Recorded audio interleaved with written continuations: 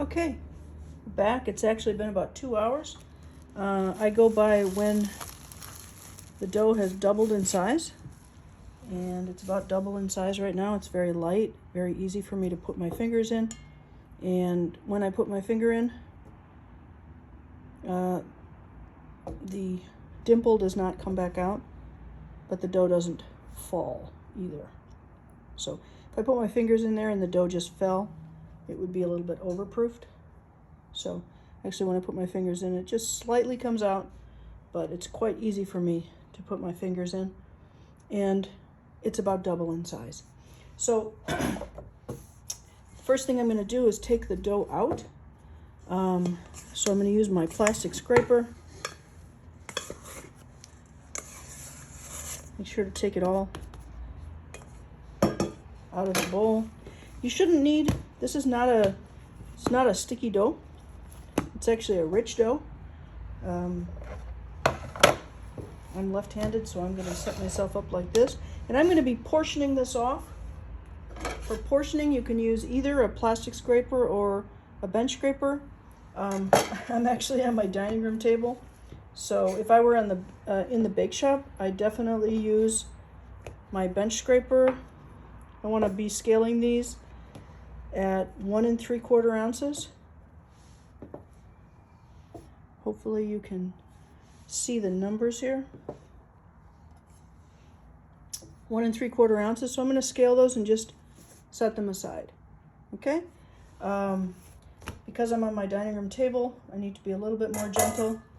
So I'm going to use my plastic scraper and scale them all. So I'm going to use these little pieces to scale at 175. Okay, so I'm going to do that, and I'll come back when I have all of them scaled. Okay, I'm back. I have my rolls scaled off. Looks like I got 21. So I have 2 half sheet pans with parchment. I need to round these nice and tight and smooth, and then leave them to rise for their final rise. We would call that proofing. So I'm going to show you slowly. I'm going to put all the rough pieces into the center, and then using this portion of my hand, so I have my hand like a C, I am going to be rounding with the roll inside of my hand. The roll is going the opposite direction. And what that's going to do is it's going to tighten and smooth the outside, and all the edges will, all the seams will go to the bottom. And I'm going to put that on my tray. I need to space these very carefully because they're going to get significantly larger. When they're baked, they'll probably be about 2.5 to 3 times this size. So again, I'm going to fold it over so the little pieces are on the inside, and then I'm going to keep my hand tight on the table and move it in a circle. You can move it clockwise or counterclockwise, but if you notice, the roll is moving in the opposite direction. This is another reason not to use flour. The roll needs to stick to the table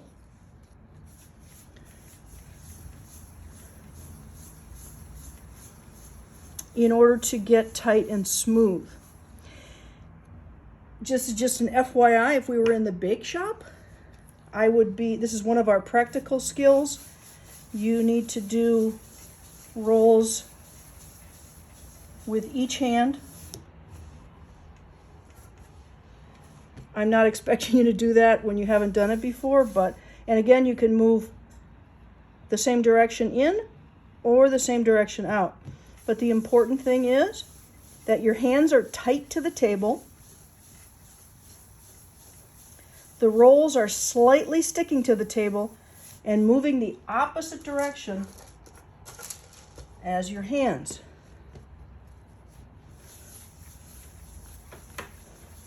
So when I show a skill, I like to try to show you slowly with all of the detail. And then I'm going to go a little bit faster, perhaps a more realistic pace. So you'll notice, because I'm expecting these to rise, I'm extremely careful how I'm putting them on the tray so they have room to rise. I got 21, so I'm going to put 11 on one tray and 10 on the other. So I'll just finish these up.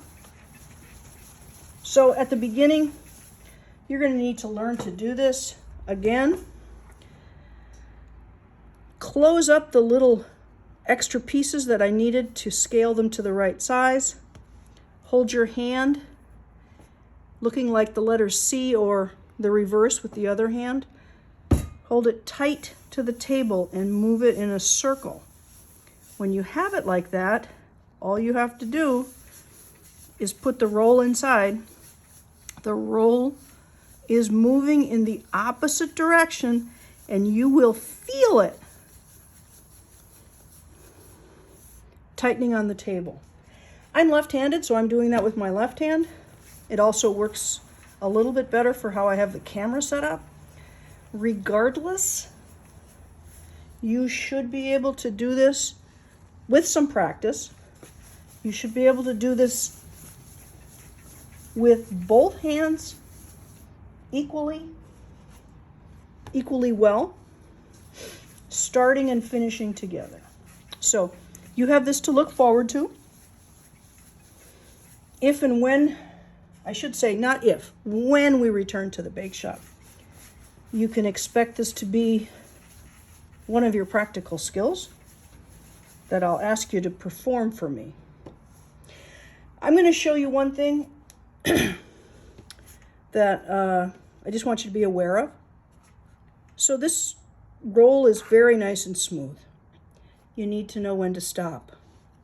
Because if you do this too tightly or too long, it's not smooth anymore.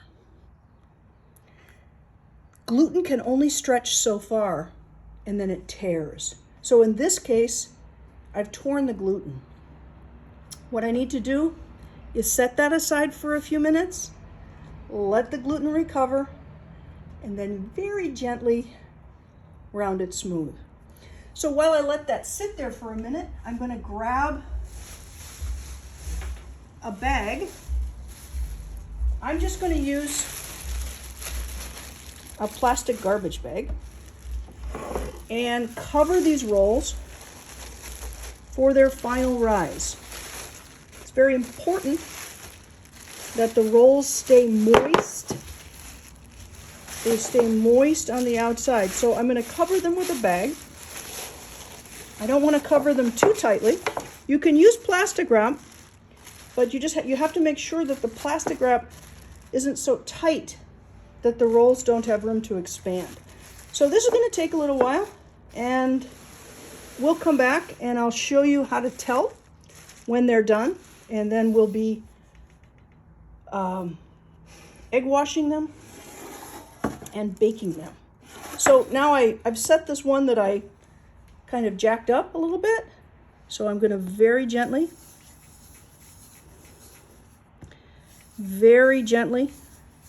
try to round it again. The amazing thing, gluten is so amazing and forgiving. It's still a little bit rougher than it was before, but if you see it rough like that, it means you did it too tightly or too long. So just set it aside and try to recognize when it has been properly shaped and not go too far. Okay, we'll come back and revisit these when they have proofed. Okay, we're back. The rolls have been proofing at room temperature for about an hour and a half or so. Again, that time is going to depend on your rolls, the temperature of the dough and the temperature of your room. You can see that they're at least twice as big here. They will rise some more in the oven. It's difficult sometimes to tell when something is fully proofed.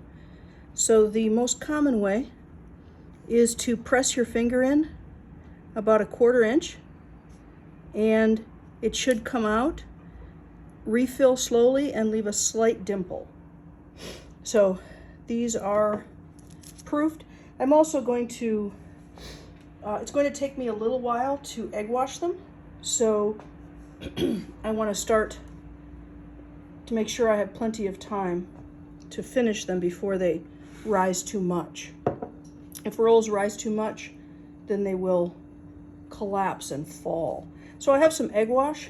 I have one very well beaten egg and a pastry brush. So I do need to take some time here to make sure that I'm very gently covering it with egg without getting too much egg. I don't want to have scrambled eggs on the tray. So I'm going to do a couple of these to show you what not to do. Okay? This is not what you want to do. Okay? That's just going to taste like scrambled eggs. That's way too much egg. I actually have enough on my brush to do the rest of the rolls from that single dip of the brush. Just way too much egg. Okay, you really want to take your time, keep going back, and I'm trying to take some of this egg off that I put way too much on. So a couple things I'm going to do. I'm going to leave one here with no egg wash so you can see what happens after it's baked, how it looks. And then I'm going to be a little bit rough with one of them, and you're going to see that that roll will start to collapse. You need to be super gentle. I'm just taking all this extra egg off that I put just to show you what not to do. This one I was a little rough, and you can see that it's collapsed a little bit. Okay, I'm going to go ahead and egg wash the other tray. By now your oven should be preheated to, well, you'll be able to check your recipe for the temperature and the time. And then I will show you the rolls after they're baked. Here are the rolls just out of the oven. You can see, I'm going to move this a little bit. You can see this one here with no egg wash. I mean, it looks fine, but it's not nice and glossy as the one with the egg wash are. And also, this is the one that I was a little rough with, so it fell down. It's a little bit smaller. It has some dark spots because there were some air bubbles there. So I am looking forward to seeing your soft rolls.